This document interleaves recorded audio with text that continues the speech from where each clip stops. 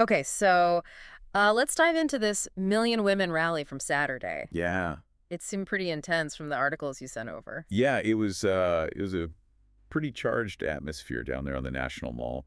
Tens of thousands of people singing, praying, waving flags. Really something. Yeah. And definitely not your typical campaign rally either. Oh, This was about something much deeper, I think. so more than just supporting Trump in the upcoming election. Way more. It's tied into this whole worldview you see with groups like the New Apostolic Reformation. Which was behind this rally, right? Right. They believe we're living in the end times, literally, Yeah. and that it's their duty to reclaim America for God. Intense. So, like, they see this election as some kind of spiritual battle. Exactly. And the stakes couldn't be higher for them. Wow. So, how does that actually play out? Like, what are people Yeah. saying? Well, you've got people like Susan Marsh. Who was that again? She was quoted in the NBC article. She was really worried about her grandson's future if things don't change. Things don't change meaning. Meaning, if America doesn't get back on the right path, morally, spiritually, the whole 9 yards. Oh, wow. Yeah, she was particularly concerned about kids being pressured to transition genders. Right, right. Which is a huge talking point for conservatives these days. Huge. And it speaks to this deeper fear that traditional values are under attack. Makes sense. So for these folks attending the rally, it's not just about winning an election. It's like a whole lot bigger than that. You got it. And that's what makes this so interesting and potentially volatile. Because if they see this election as a battle between good and evil, Which they do, right? then there's only one acceptable outcome, and any other result might be seen as Well, catastrophic. exactly. And that's what's worrying. Some people might be driven to extreme measures if their side doesn't win. Yeah, I can see that. Kind of scary when you think about it. Yeah, and it's hard not to see the parallels to January 6th. Oh, really? How so? Well, Matthew Taylor. He's a scholar, right? Studies this kind of stuff. Yeah, he pointed out how similar the rhetoric at this rally was to what we were hearing before the Capitol attack. Like what specifically? A lot of apocalyptic language. Talk about good versus evil. Trump being portrayed as a sort of God-ordained savior figure. Wow. So this last stand mentality could actually lead to violence if things don't go their way? That's the fear. And it's a concern that we need to take seriously. And it wasn't just about the election results, was it? There were all these other ideas floating around, like this whole Christians are being persecuted thing, Right. Yeah, that's a big one for them. which seems kind of wild when you think about it. It does, doesn't it? I mean, we're talking about the majority religion in the U.S. Exactly. But they see it differently. Totally. They see things like LGBTQ rights, same-sex marriage, all that as a direct attack on their way of life. And that's where groups like Don't Mess With Our Kids come in, Exactly. They were really front and center at this rally. which makes sense given their whole platform. Right? They're super focused on these issues around gender identity, especially when it comes to kids.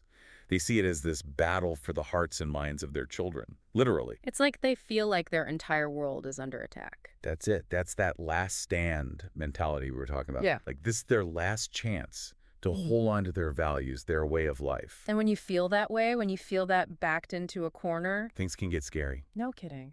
Well- But it's interesting, though, because the articles also mention that it wasn't just like, the stereotypical crowd. Right? It wasn't just all white folks, which you might expect. Yeah, there was a surprising amount of diversity. Definitely.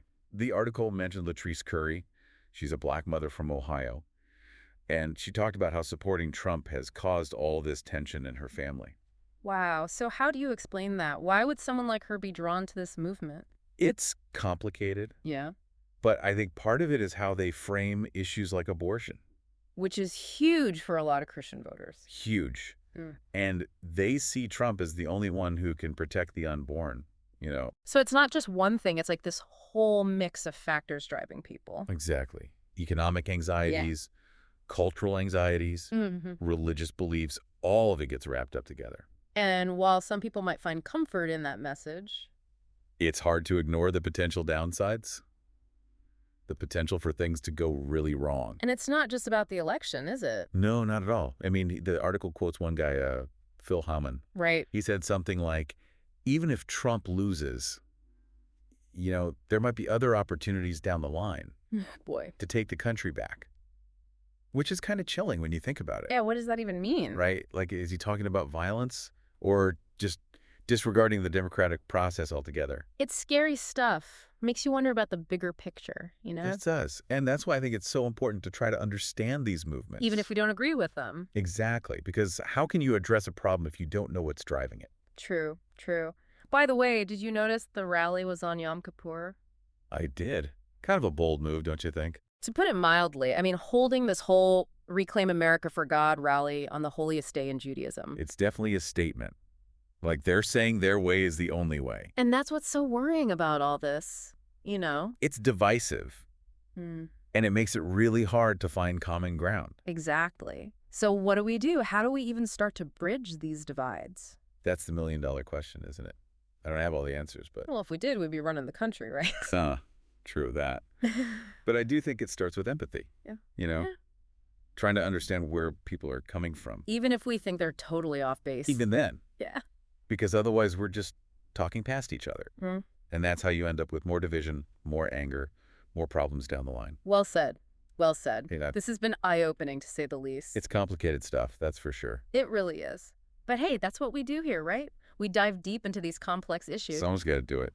Exactly. And to everyone listening, we hope this has given you some food for thought. It's a lot to process, but these are conversations we need to be having as a country. Couldn't agree more. So until next time, keep asking questions, keep the conversation going, and keep an open mind. We'll see you on the next deep dive.